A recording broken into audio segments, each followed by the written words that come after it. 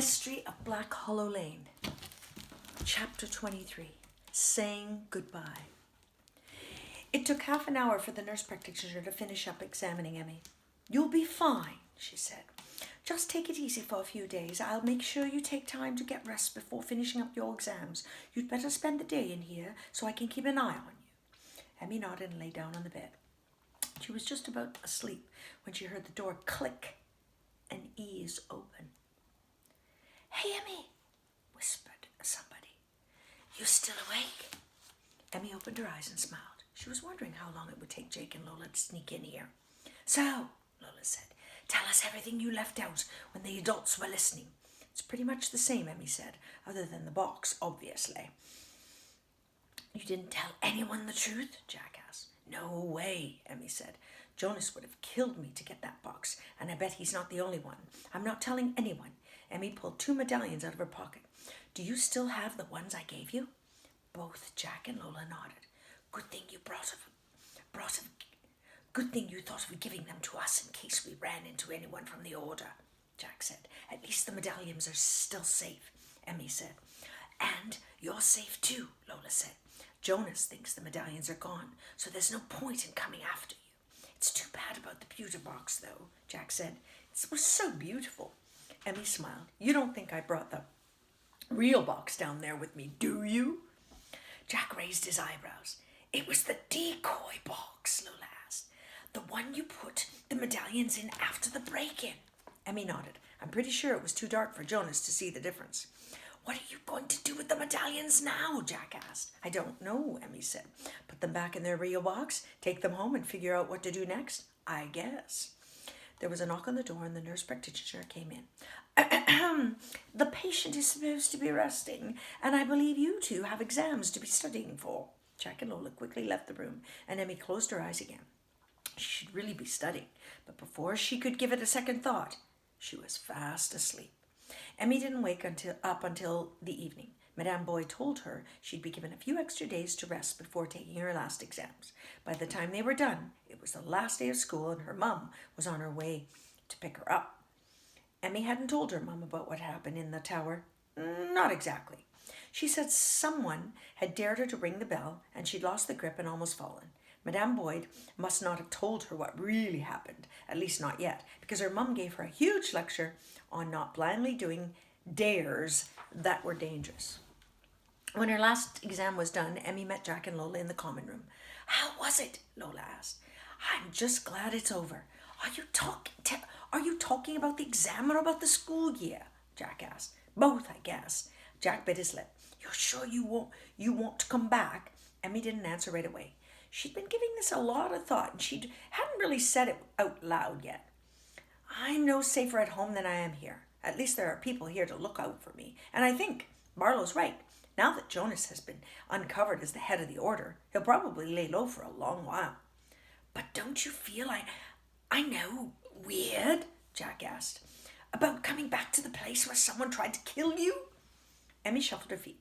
She still had trouble falling asleep, and she shuddered every time she saw the round tower church. But when she thought of returning to Connecticut, she felt a pang in her chest that wouldn't go away. "It doesn't matter if it feels weird. This is my home. I'm not going to let a bunch of thugs drive me away." Lola put her arm around her shoulder, and Emmy winced. Her whole body still ached. "You'll be fine," Lola said.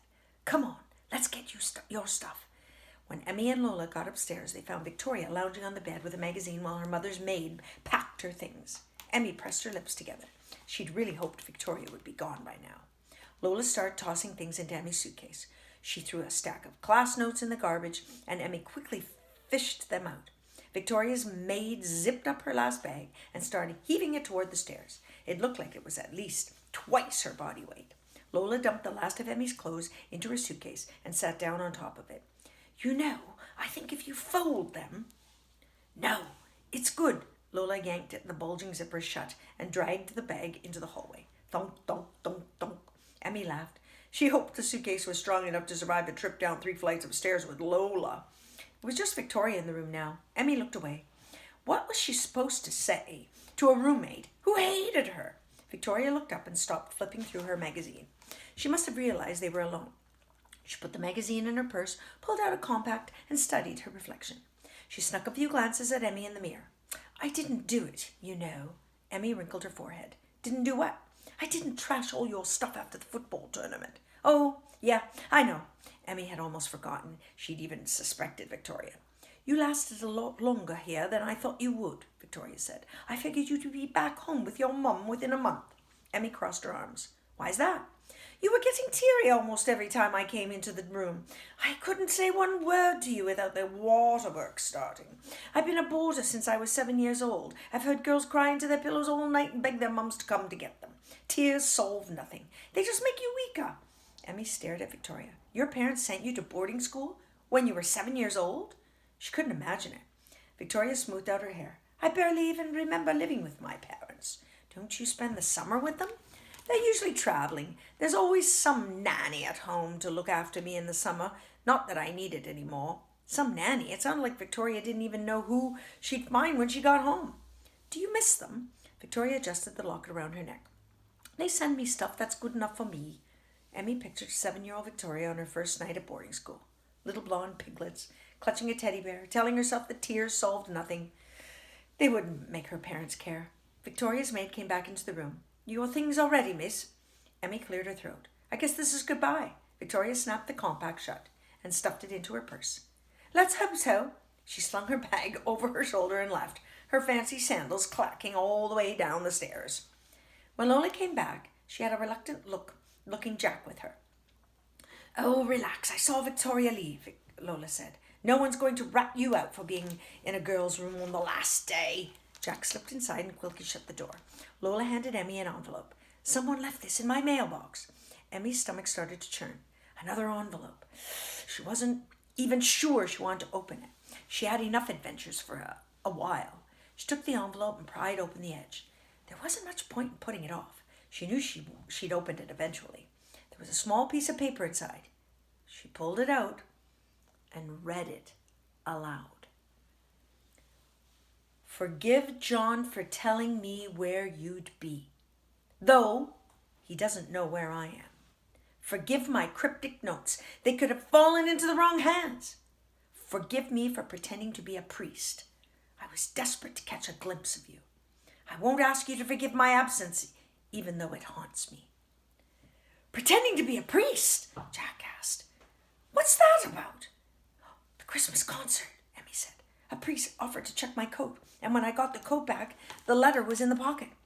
She had seen her dad, spoken to him, and she hadn't even known it. And John, Lola said, that's Master Barlow, right? Emmy nodded. She still didn't know how she felt about Barlow lying to her all year round. He did generally seem to care, though, and that counted for something. Jack leaned against the door. So, I guess your dad really is alive. That's great. Yes, I guess, Emmy said. Isn't that what you've always wanted? Emmy shrugged. He faked his death twice, and I haven't heard from him in 10 years. How am I supposed to feel about that? He faked his death to protect you, Jack said. That's got to count for something. I know, Emmy said. But then, why did he send me all those clues that pushed me toward the order? Lola sat on the edge of the bed. It was only a matter of time before they'd figure out who you were. Your dad probably sent you all those clues so you'd be prepared to face them. Maybe, Emmy mumbled. What else could it be? Emmy was quiet for a few moments. I don't know. Sometimes I think it's more than that. Sometimes I wonder if maybe he wants me to finish whatever he started when he stole that box 15 years ago. Jack and Lola both stared into space, not saying anything. Emmy looked at the letter again. I won't ask you to forgive my absence, even though it haunts me. Well, that was one thing they had in common. His absence haunted her, too. The common room was busy that afternoon. Parents were coming in and out. Students were hugging and promising to meet during the holidays. Most students seemed excited to be going home. Emmy was anything but. This place will be in your blood. That's what Jonas had once told her. Well, maybe there was one thing that he'd been right about. There was one person who seemed even more miserable than Emmy. Jack looked downright depressed. Maybe they won't be so bad this summer, Lola said to him as they pulled their luggage to the car park. Jack grimaced. Any room for me in your suitcase? Oh, come off it. You'll be fine, Lola said. A black Jaguar pulled in the drive. Bloody hell, that's them, Jack grumbled. The car stopped right in front of the fountain and a driver jumped out. He ran to the sidewalk and grabbed Jack's suitcases. Good afternoon, Master John, the driver said. Emmy blinked. Master John? He pulled Jack's suitcases to the car, where a man with dark sunglasses and tidy hair was getting out of the back seat. That's your dad? Emmy asked. Yep, Jack said. Emmy shuffled her feet. It was strange to see another member of the order, even if it was Jack's father. Malcolm walked up to his dad and shook his hand. He smiled at Malcolm, then scanned the crowd of students. When he saw Jack, his face fell into a dark frown. You know, Lola said, you probably could have picked a less antagonizing outfit. Jack was wearing ripped jeans and a t-shirt with some guy named Alice Cooper on the front. He looked like he might be eating a guitar. Jack smirked. Yeah, I suppose I could have. You'll write to me this summer, right? Lola snorted, but Emmy nodded and gave Jack a hug. He walked slowly toward the car, shook his dad's hand, and got into the back seat. He's going to be all right, Lola said. Is he going to be all right? Emmy asked. Oh, yeah, he'll be fine, Lola said. He just doesn't like being told what to do. Not like me. I'm always obedient. She winked and zipped up her hoodie. Gotta run. We're catching a train to Glasgow tonight and I haven't started packing yet. She took off and disappeared around the corner. There you are. Emmy's mum was running toward her as fast as her stilettos would go. Mom! Her mum flung her arms around her, clutching her so tight it almost knocked the wind out of her. Darling, you are all right? I've been so worried. I'm fine, Mum, really. I was just a stupid dare. It was just a stupid dare. Her mum crouched down and looked her square in the eye. Emmy, I talked to Madame Boyd yesterday. Emmy's heart sank. If her mum knew what had happened in the tower, she could kiss Wellsworth goodbye. What did she say? Her mum smiled. She told me you were an exemplary student who had risen beyond all her expectations. She said you'd faced many challenges and that you'd met them head on. She's very proud of you. She said that. A warm rush flooded Emmy's cheeks. She did. Listening to her talk about how well you're doing made me miss you even more. She tucked a strand of Emmy's hair behind her ear. I'm proud of you too, Em.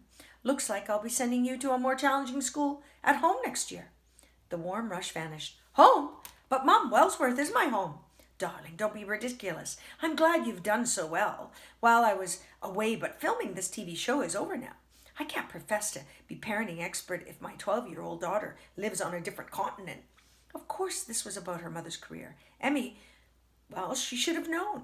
That's what it's always about. And, her mum had hesitated, I'd miss you too much. This year without you just hasn't been the same. Emmy looked down at her toes. It was nice to hear her mum say that. There had definitely been times when she'd wish her mum was close by.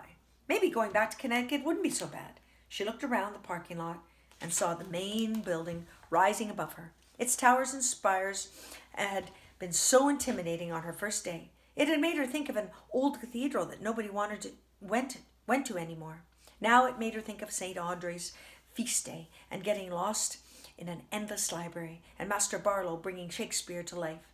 Mostly it made her think of Jack and Lola having lunch in the hall and laughing about who knows what. She looked at her mum and bit her lip. Even though you won't be filming, you'll still be away a lot. And you'll be busy writing and doing research and giving speeches. When I'm at Wellsworth, there's always someone looking out for me. Her mum shifted away. But what would I tell people? You tell them the truth, that I love it here. And, she grinned, as a child psychologist, and as my mother, you know what's best for me. It would be unhealthy to rip me away from such a rich learning environment. Her mum smirked. Do you really sound like that? Sometimes, Emmy laughed and then bit her lip. Please, Mum, seriously, you can't take me away. I don't know, her mum tipped her head. Madame Boyd did sound lovely on the phone. She's the best. Her daughter is one of my best friends. Oh, there are families here. Sure. She didn't mention that the Boyds were the only family on campus. That was another one of those things her mother didn't need to know. Well, I should at least look around at the school and meet some of the teachers before I decide. Maybe Madame Boyd and her daughter could show us around. I'm sure they'd love to. If anyone could convince her mum to let her stay, it would be the Boyds. Oh yes, there was one thing Madame Boyd mentioned that surprised me. Her mum narrowed her eyes. She said, what an exceptional asset you were on the soccer team. Oh, right. Emmy scratched her ear. Yeah, about that. I guess it didn't hamper your studies too much, but we're still going to talk about it later. Emmy breathed a sigh of relief. Her mum didn't sound too mad. She led her mum toward the Audrey house, looking at the sprawling grounds, breathing in the salty air and smiling. A vacation in Connecticut would be nice, but in 2 months she'd be ready to come back to school. Back home. Oh, that was the end of the story! Wow! That was so good. However, I wish I could have met her dad, but under the circumstances, we know why. Oh, wow. Guys, I'm going to be sending out activities, and we'll be talking about it at our next Google Meet. Thanks so much for listening.